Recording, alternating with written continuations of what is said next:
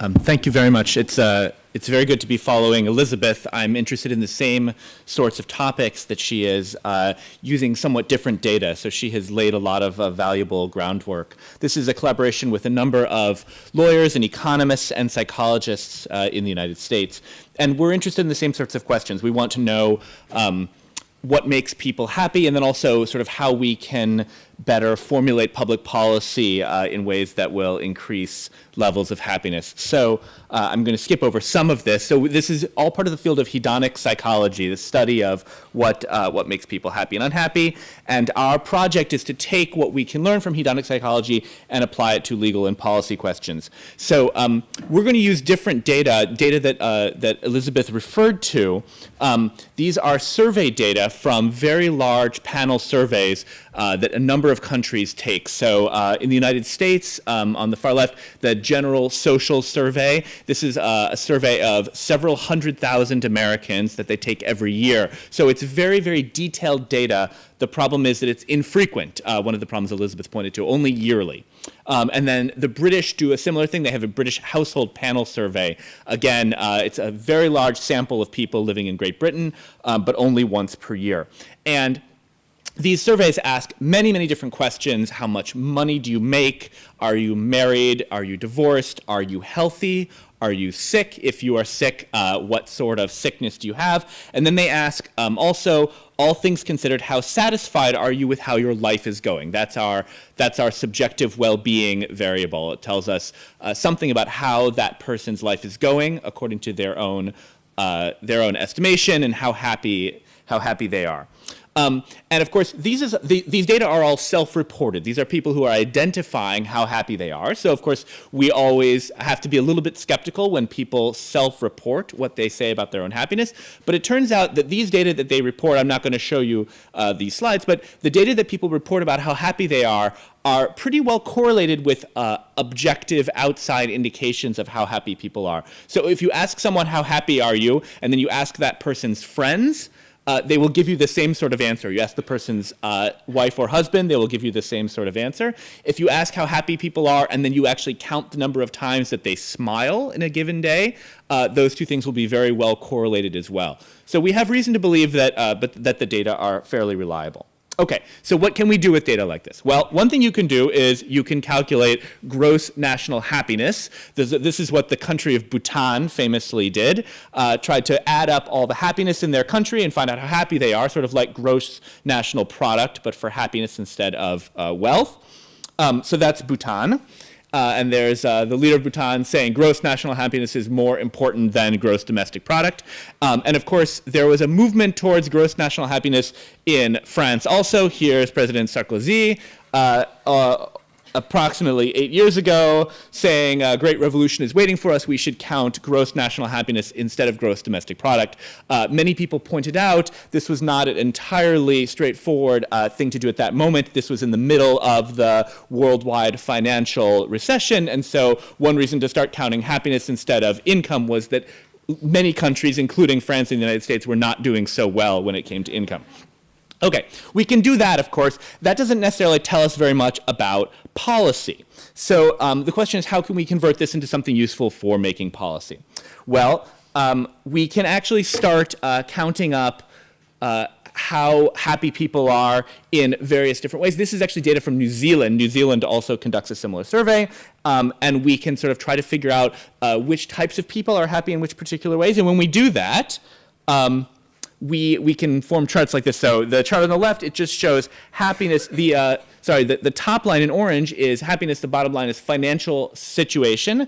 And we see that how happy you are tracks your wealth and income a little bit, but not very, very strongly. So what we learn is that happiness has a weak relationship with wealth and income, not an especially strong one.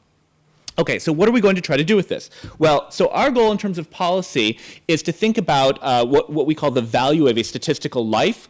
So this is an economic term, and it just asks how much money should we be willing to spend to try to save someone's life? If we were making policy, suppose we're going to ask a factory to use a less dangerous chemical or to install a piece of safety equipment that will help save lives, how much money should they spend to install that piece of safety equipment or use that less dangerous chemical per number of lives that they will save? So for every statistical life, a statistical life is just some possibility that one person might die because of something dangerous at their workplace.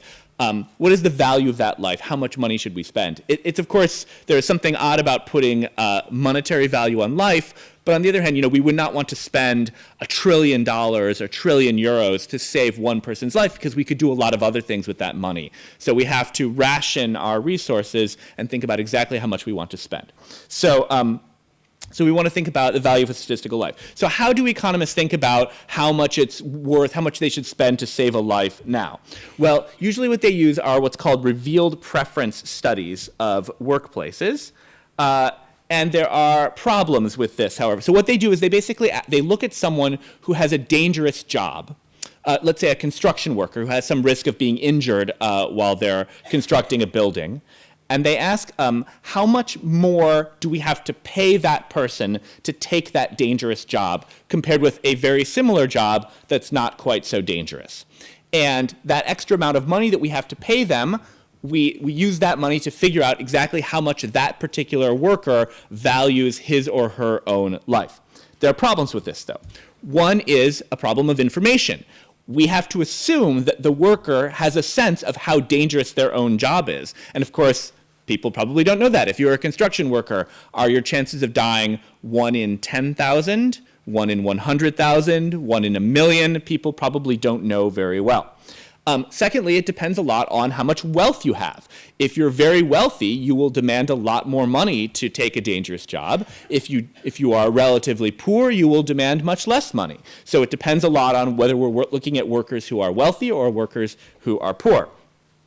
And lastly, we have what are called effective forecasting errors. This is just the psychology term for being bad at predicting how you're going to feel later in life when something else happens to you.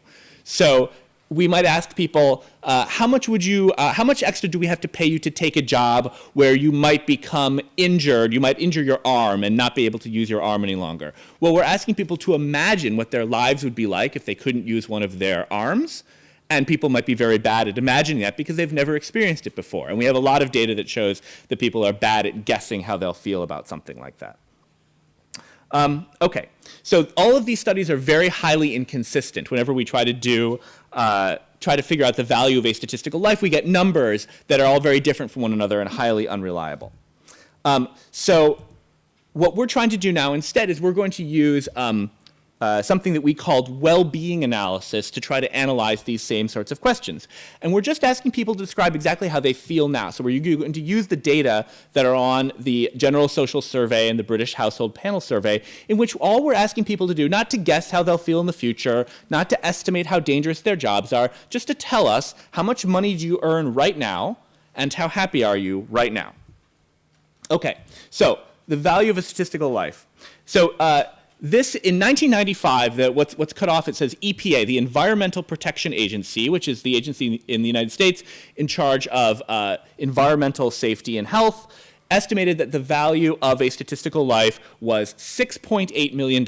In other words, the government said, we are willing to spend $6.8 million to try to save one life. In other words, if we think there's a chance that somebody might die, we'll spend $6.8 million to reduce the expected number of people who will die by one.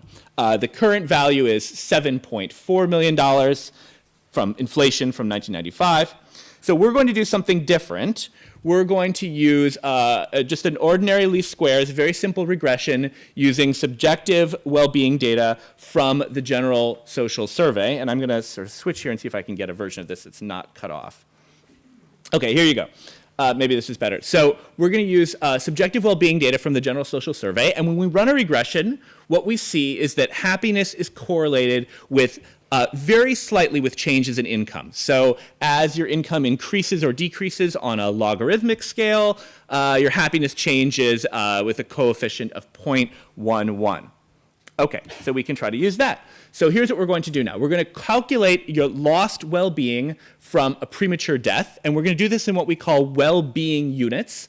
So one well-being unit is 1 point of happiness on a 10-point scale for 1 year. So the average American rates their own well-being at 7.4. And let's assume that the person whose life we're trying to save here is a working age person, maybe 45 or so years old, and that if they died prematurely because of something dangerous at their workplace, they would lose 30 years of life. We're going to add 0.5 lost well-being units because of illness. So maybe they don't die instantly, but they become sick with cancer or some other disease, and so that diminishes their happiness while they're sick.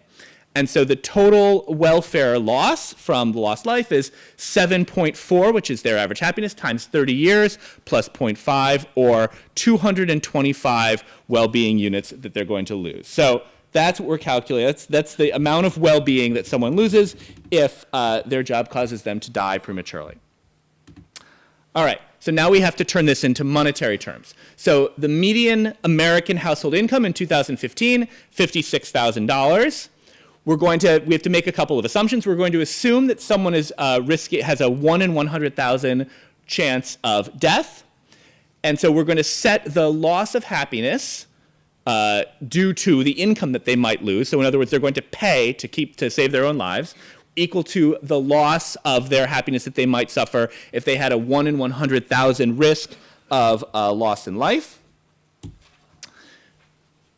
Okay, so here's what that looks like. So the left side of that equation is their loss in happiness due to the reduction in their income. So we're asking the same question. How much money will someone pay? What extra amount of money are they willing to give up in order to take a less dangerous job that eliminates the risk of death to them? So on the left side of the equation, that's the amount of welfare that they would lose from losing some amount of money. X is the amount of money they're willing to pay.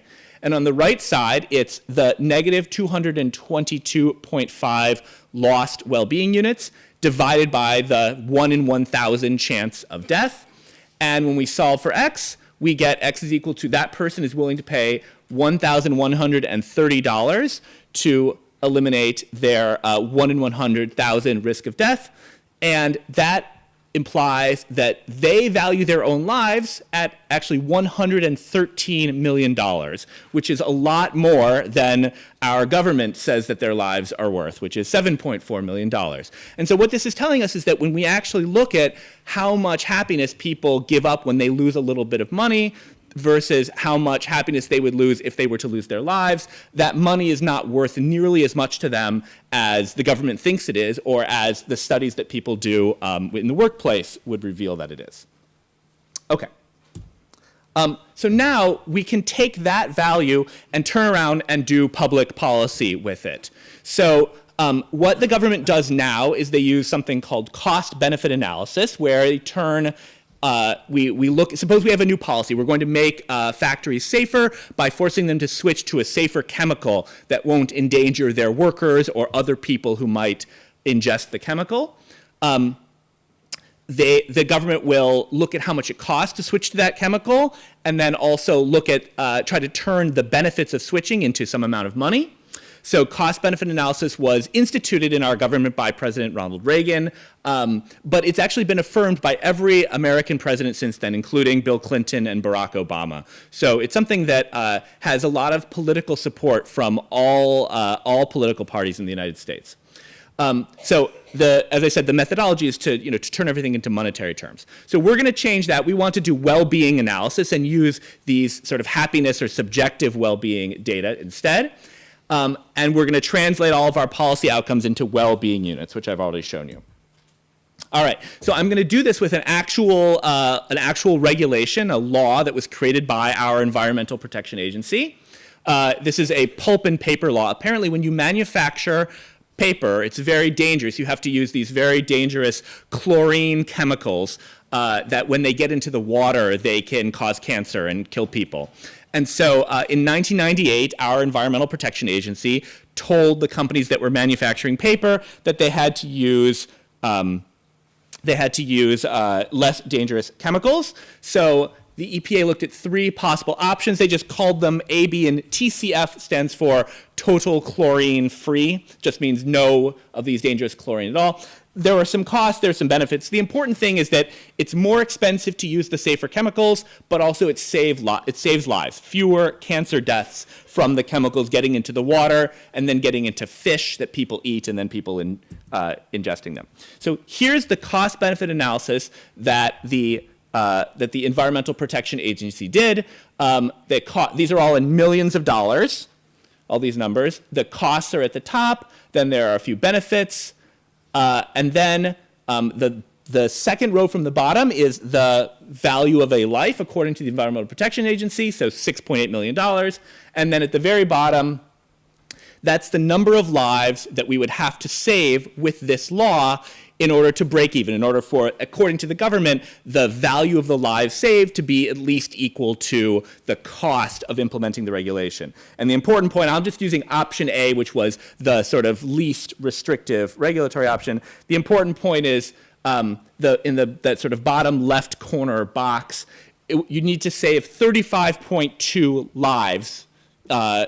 You just have to expect to save that many lives in order for that regulation to be worth it, according to our Environmental Protection Agency. Okay, so now let's do this all in well-being units, the same way that I described earlier. So we're going to translate everything. Instead of translating it into dollars, we'll translate it all into well-being units. We're going to turn all of the monetary values into how much they're worth in well-being. We have to make some assumptions about who exactly is paying that money. What this means, this law, this regulation would make paper more expensive. So everyone who buys paper sees their costs go up a little bit. So lots and lots of people have to spend a little bit of extra money. So we'll turn those numbers into well-being units, and then we know how much a life is worth in terms of well-being.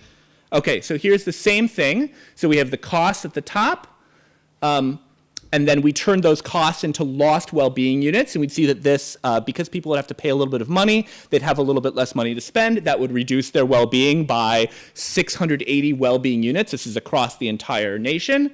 And then we have our the welfare gains from saving a life. And so the important point here in the bottom left-hand corner, this regulation would only have to save just over 3 lives to break even before it's worth doing if we think about things this way. If we look not at how much we think all these things are worth in dollar terms according to this, using what people demand in their workplaces, but if we actually try to figure out how much those dollars affect their lives, all of a sudden we see the lives are a lot more valuable in comparison to the money, and so the monetary costs are much smaller. Okay, we can also add employment costs. So Elizabeth very usefully talked about the effects of a factory closing and many people becoming unemployed. We have some idea about how much being unemployed reduces your well-being also, because one of the questions people answer in this survey is, are you working right now or are you looking for work? Are you unemployed? So we can see there people when they become unemployed, that reduces their well-being quite a lot. And even after they start a new job, often they're less happy than they were because the new job is many times worse than the old job. So we can add in unemployment effects. So just after the welfare effects of money, we have the total number of jobs lost. The EPA calculated for us how many jobs would be lost because of this regulation. It's going to make paper more expensive, so people will buy less paper. And so the factories will have to lay people off. I don't know if they anticipated in 1998 exactly how much less paper everyone would be using today, but there it is. And so we can add up the costs of unemployment in addition, and then we can look at the number of lives that would be saved. And here we see still more than the 3 lives without these unemployment effects, but it will now require we save at least 4.32 approximately lives before the regulation is justified. So we can do more. We can figure out more completely the effects of that regulation and its effects on employment using these well-being data. Okay, so last thing. So Elizabeth, I think originally what she said was exactly right. There's a problem in getting data that are frequently gathered and also very granular. We like to use the General Social Survey and the Household Panel Survey for that reason. But we're collaborating with a psychologist named Matthew Killingsworth, who's actually developed an app for your smartphone called Track Your Happiness. You can all go and download this app right now if you'd like to. And what it does is it will beep at you every so often, randomly, And it will ask you, so I hope you can read this, sort of, on the far left, how do you feel right now? How happy are you? And then in the middle, what are you doing exactly? What is the activity that you're engaging in? Are you working? Are you taking care of your children? Are you watching television? Are you at the park? And then on the right, it asks you what you're thinking about. Are you thinking about the thing that you're doing, or are you thinking about something else? And so this app, when if we can get a lot of people to download it and use it, this will give us very frequent and very granular data about exactly what people are doing and how happy it will make them. And so in theory, at least this will allow us to make big advances over just the sort of general social survey yearly data that we were using before, and hopefully try to inform public policy even better. Okay, thank you very much.